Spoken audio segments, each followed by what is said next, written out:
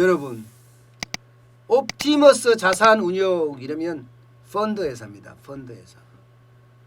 예, 옵티머스는요 지금까지 공공기관의 매출 채권을 사들여서 이것을 다시 매출 채권을 샀으니까 이제 돈을 받을 거 아니에요. 공공기관으로부터.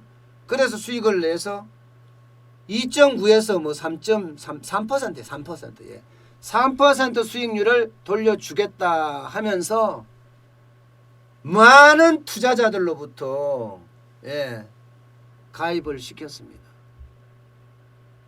한때 라임 사태 때는요 수익률을 5%에서 8% 준다면서 난리를 쳤었거든요.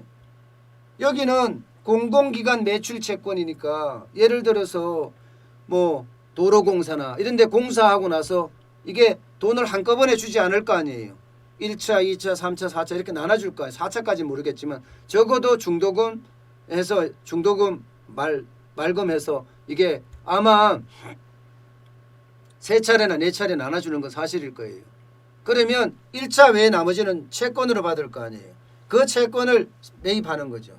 매입하고 대신에 그 건설회사나 그 회사한테는 현금을 주는 겁니다. 물론 할인하겠죠. 그러면서 그 회사는 건설회사나 그 매출채권을 갖고 있는 회사는 현금으로 돌리니까 좋고 펀드 회사 입장에서는 그 매출채권을 사서 할인해서 샀으니까 이익률을 그만큼 더 벌어서 좋고 그래서 이 이익률을 펀드 가입자한테 나눠주니까 또 한 번의 어떤 새로운 부가가치를 만들어 줬고 이게 핵심이었거든요. 그런데 이들이 장난질을 친 거예요. 장난질을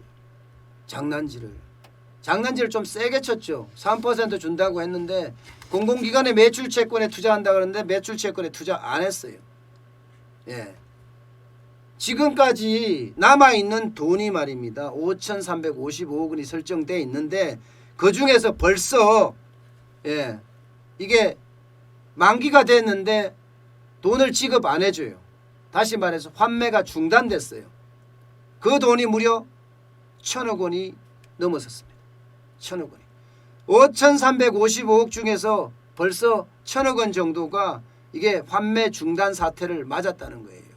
25호, 26호, 15호, 16호에 이어서 27호, 28호도 만기 연장 요청을 NH투자증권에 보냈습니다. 이것도 225억 원의 규모입니다.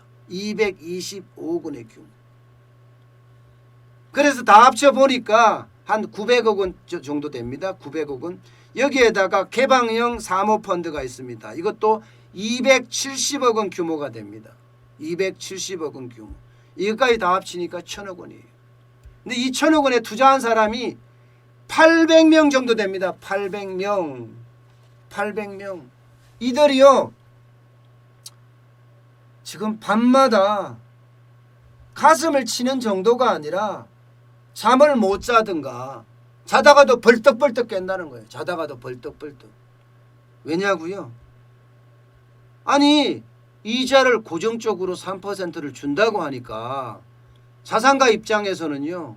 아, 내 이거 은퇴자금이야. 2억 원 그냥 다 집어넣고 자산가 입장이 아니라 은퇴자들 입장 2억 원. 아니 그래도 3%는 지켜주니까 게다가 판매하는 사람들도 이거 위험 없습니다.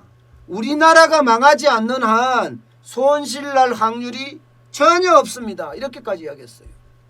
판매자들이. 그러니까 은퇴자들이나 나이 먹은 자산가들 입장에서는 야 그래 지금 뭐 은행에 넣어놔봤자 예적금으로 넣어놔봤자 금리 0.5% 0.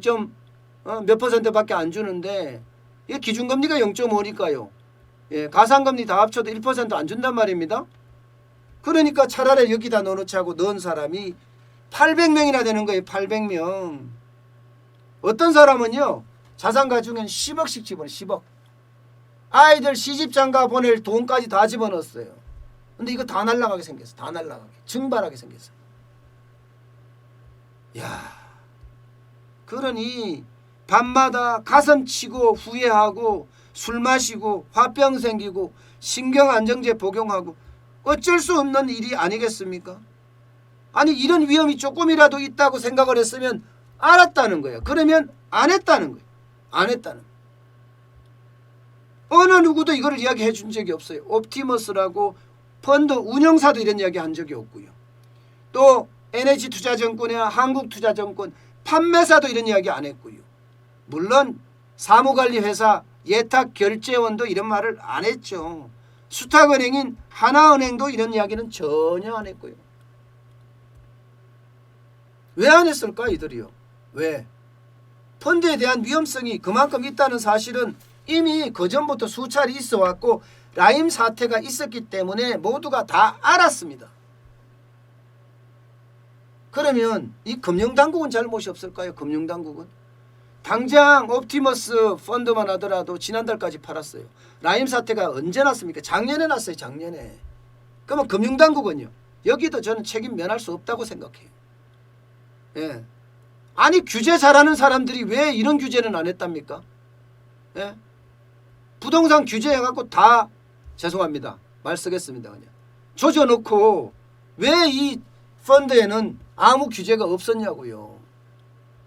참 안타깝습니다. 여기에 투자한 많은 사람들 저는 그 울분이 화가 되지는 않았으면 좋겠어요. 화가 돼서 화병을 나면 더 살아가기가 힘들잖아요. 저는 그런 일은 반드시 없었으면 좋겠습니다. 지금 현재는 조사를 한다고 해요. 검찰이 나서서요. 14곳에 대한 압수수색을 지금 실시를 했고요. 여기에서 뭐 컴퓨터 하드디스크, 서류 일체 다 했고요. 이게 법무법인도 지금 조사를 했고 한국예탁결제원도 포함이 됐다고 합니다. 이들 완전히 몰아서 사기친 거 아니에요? 몰아서. 한국예탁결제원은요. 저는 가장 심각하게 사기를 친 것 같아요. 공공매출채권에 투자한다 하는 그런 계약서를 만든 곳이 법무법인이라면 이 이름을 바꿔준 곳 있잖아요. 이름을 바꿔준 곳은 예탁결제원이에요. 펀드 자산 명세서를 작성을 할 때 이게 부실채권에 투자했다가 아니라 대부업체에 투자했다가 아니라 공기업 채권에 투자한 것처럼 허위로 기재를 했습니다. 허위로. 저는 차제에 지금 펀드에 대한 조사 엄청나게 시작이 될 건데 라인펀드 끝나고 나서 옵티머스 펀드 조사하고 이러지 말고요. 전수 다 조사하라니까요. 이미 원성수 금융위원장이 조사한다고 했지만 이렇게 조사해서 안 돼요. 빨리 해야 돼요. 지금 펀드의 부실이 지금 장난 아니라고 하잖아요. 158개의 자산운용사가 지금 적자를 면치 못하고 있다고요. 158개. 그리고 펀드가 전체가 몇 개입니까? 10,000개, 12,000개 훨씬 넘잖아요. 이거 적자 나서 지금 라임 사태나 옵티머스 사태 같이 벌어지면요. 모든 사람들이 다 박살납니다. 이게 몇몇 사람들에 의해서 수많은 사람들의 돈이 강탈당하는 거예요. 강탈. 이게 금융당국이 제대로 못했다. 이것은요. 지탄받아서 당연합니다.